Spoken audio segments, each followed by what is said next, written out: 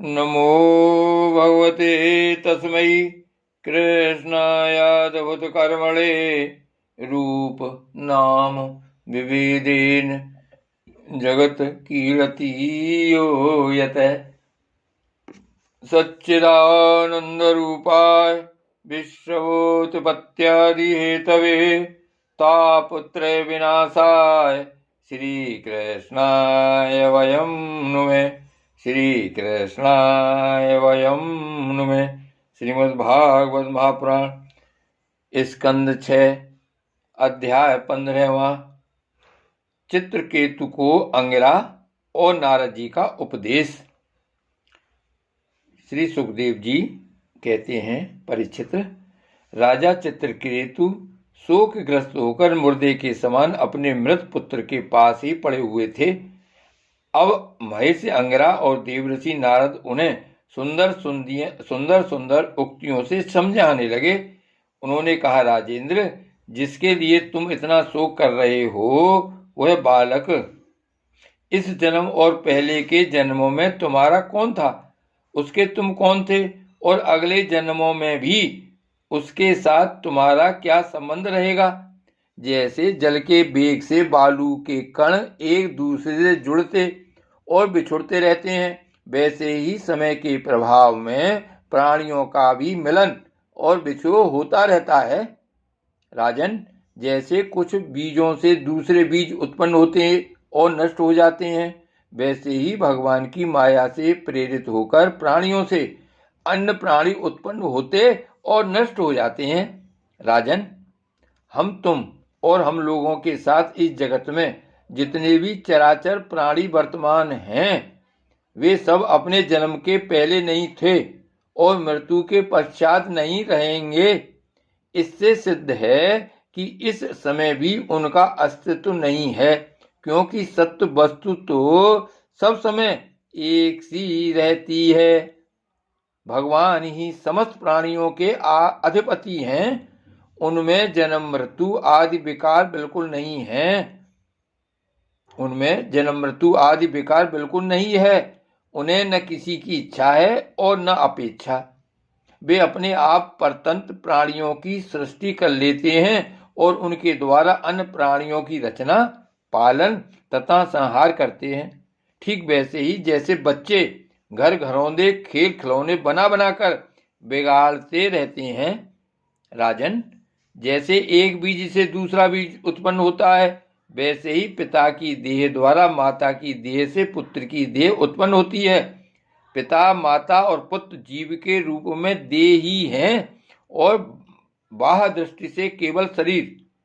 उनमें देही जीव घट आदि कार्यों में पृथ्वी के समान नित्य है। राजन, जैसे एक ही मृत का रूप वस्तु में घटत्व आदि जाति और घट आदि व्यक्तियों का विभाग केवल कल्पना मात्र है, उसी प्रकार यह देही और देह का विभाग भी अनादि एवं अविद्या कल्पित है। श्री सुखदेव जी कहते हैं, राजन, जब महर्षि अंगिरा और देवर्षि नारद ने इस प्रकार राजा चित्रकेतु को समझाया बुझाया, तब उन्होंने कुछ धीरज धारण करके शोक से मुरझाए हुए मुख को हाथ से पोंछा और उनसे कहा। राजा चित्रकेतु बोले, आप दोनों परम ज्ञानवान और महान से भी महान जान पड़ते हैं तथा अपने को अवधूत वेश में छिपाकर यहाँ आए हैं। कृपा करके बतलाइए, आप लोग हैं कौन। मैं जानता हूँ कि बहुत से भगवान के प्यारे ब्रह्मवेत्ता मेरे जैसे विषयासक्त प्राणियों को उपदेश करने के लिए उन्मत्त कासा वेश बनाकर पृथ्वी पर स्वच्छंद विचरण करते हैं। सनत कुमार, नारद, ऋभु, अंगिरा, देवल, असित, अपांतरतम, व्यास, मार्कंडेय, गौतम, वशिष्ठ, भगवान परशुराम, कपिल देव, सुखदेव, दुर्वासा, याज्ञवल्क्य, जातुकर्ण, आरुणि, रोमस, च्यवन, दत्तात्रेय, आसुरी, पतंजलि, वेदशिरा, बोधमुनि, पंचशिरा, हिरण्यनाभ, कौशल्य, श्रुतदेव और ऋतध्वज ये सब तथा दूसरे सिद्धेश्वर ऋषि मुनि ज्ञान दान करने के लिए पृथ्वी पर विचरते रहते हैं। स्वामियों, मैं विषय भोगों में फंसा हुआ मूढ़ बुद्धि ग्राम पशु हूँ और अज्ञान के घोर अंधकार में डूब रहा हूँ। आप लोग मुझे ज्ञान की ज्योति से प्रकाश के केंद्र में लाइए। महेश अंगिरा ने कहा, राजन, जिस समय तुम पुत्र के लिए लालायित थे तब मैंने ही तुम्हें पुत्र दिया था। मैं अंगिरा हूँ। ये जो तुम्हारे सामने खड़े हैं स्वयं ब्रह्मा जी के पुत्र सर्वसमर्थ देवर्षि नारद हैं। जब हम लोगों ने देखा कि तुम पुत्र शोक के कारण बहुत ही घने अंधकार में जब हम लोगों ने देखा कि तुम पुत्र शोक के कारण बहुत ही घने अज्ञानांधकार में डूब रहे हो, तब सोचा कि तुम भगवान के भक्त हो, शोक करने योग्य नहीं हो, अतः तुम पर अनुग्रह करने के लिए ही हम दोनों यहाँ आए हैं। राजन, सच्ची बात तो यह है कि जो भगवान और ब्राह्मणों का भक्त है उसे किसी अवस्था में शोक नहीं करना चाहिए। जिस समय पहले मैं तुम्हारे घर आया था उस समय मैं तुम्हें परम ज्ञान का उपदेश देता, परंतु मैंने देखा कि अभी तो तुम्हारे हृदय में पुत्र की उत्कट लालसा है, इसलिए उस समय तुम्हें ज्ञान न देकर मैंने पुत्र ही दिया। अब तुम स्वयं अनुभव कर रहे हो कि पुत्रवानों को कितना दुख होता है।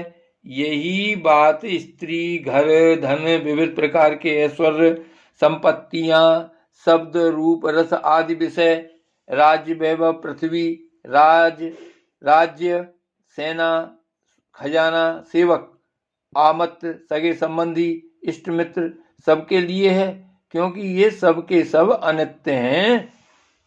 सूरसेन, अतएव ये सभी शोक, मोह, भय और दुख के कारण हैं, मन के खेल खिलौने हैं, सर्वथा कल्पित और मिथ्या हैं, क्योंकि ये न होने पर भी दिखाई पड़ रहे हैं। यही कारण है कि ये एक क्षण दिखने पर भी दूसरे क्षण लुप्त हो जाते हैं। ये गंधर्व नगर स्वप्न, जादू और मनोरथ की वस्तुओं के समान सर्वथा असत्य है। यह गंधर्व नगर स्वप्न, जादू और मनोरथ की वस्तुओं के समान सर्वथा असत्य हैं। जो लोग कर्म वासनाओं से प्रेरित होकर विषयों का चिंतन करते रहते हैं उन्हीं का मन अनेक प्रकार के कर्मों की सृष्टि करता है। जीवात्मा का यह देह जो पंचभूत, ज्ञानेंद्रिय और कर्मेंद्रियों का संघात है, जीव को विविध प्रकार के क्लेश और संताप देने वाली कही जाती है। इसलिए तुम अपने मन को विषयों में भटकने से रोककर शांत करो, स्वस्थ करो और फिर उस मन के द्वारा अपने वास्तविक स्वरूप का विचार करो तथा इस द्वैत ब्रह्म में नित्यत्व की बुद्धि छोड़कर परम शांति स्वरूप परमात्मा में स्थित हो जाओ। देवर्षि नारद ने कहा, राजन, तुम एकाग्र चित्त से मुझसे यह मंत्रोपनिषद ग्रहण करो। इसे धारण करने से 7 रात में ही तुम्हें भगवान शंकरषण का दर्शन होगा। नरेंद्र, प्राचीन काल में भगवान शंकर आदि ने श्री शंकरषण देव के ही चरण कमलों का आश्रय लिया था। इससे उन्होंने द्वैत भ्रम का परित्याग कर दिया और उनकी उस महिमा को प्राप्त हुए जिससे बढ़कर तो कोई है ही नहीं, समान भी नहीं है। तुम भी बहुत शीघ्र ही भगवान के उसी परम पद को प्राप्त कर लोगे। श्री भागवत भगवान की जय। श्री वल्लभाधीश की जय। श्री गोवर्धन नाथ की जय।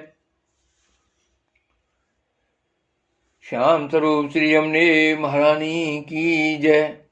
परम दयालु श्री गोसाई जी की जय। श्री गोकुलनाथ की जय। जय जय श्री गोकुलेश। जय जय श्री गोकुलेश।